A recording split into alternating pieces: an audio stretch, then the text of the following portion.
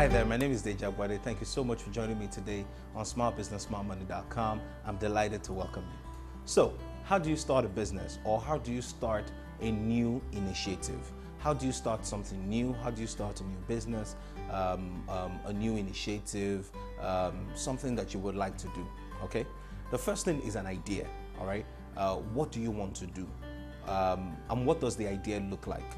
In this phase, what you're doing is that you're doing some research around that idea. You are understanding the idea a lot more. You are doing as much background work as you can on that particular idea. You are asking questions, you're talking to people, and trying essentially to find out more about the idea and whether it is something that can make money and whether it is something that people are willing to pay for.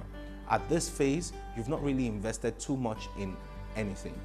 Most of your investments are in research, most of your investments are in essentially just conceptualizing the idea.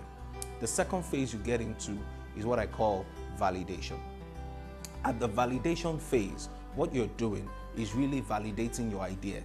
So at the idea phase, what happens is that you come out with an hypothesis, you come out with a theory.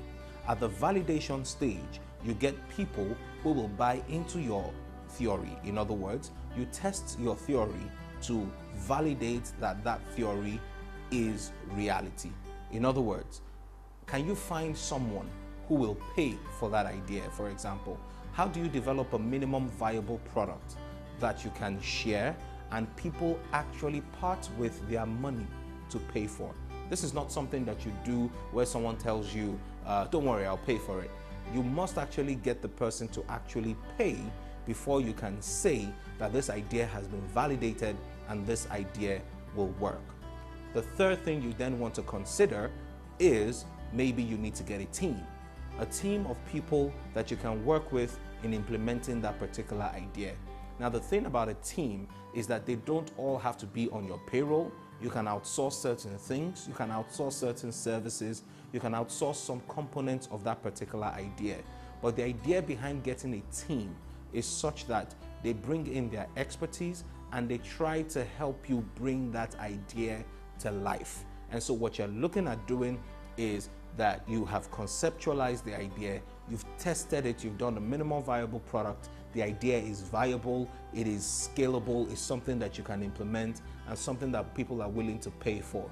When you get the team together, the team will be encouraged and energized to work with you because they see that you've tested the idea and it's something that really can be done. And then the next thing you want to do after you have you've gotten the idea, you've validated the idea, and you've put together the team, is then you want to go into the market, all right? You want to get into the market and start talking to more people, more customers. You want to multiply your influence, you want to grow what you're doing, and really get people to buy in, get people to, be part of the product or the service that you offer and start getting in the money. At that point, you can go anywhere, you can be anything, you can do whatever you want to do, depending on where the idea takes you.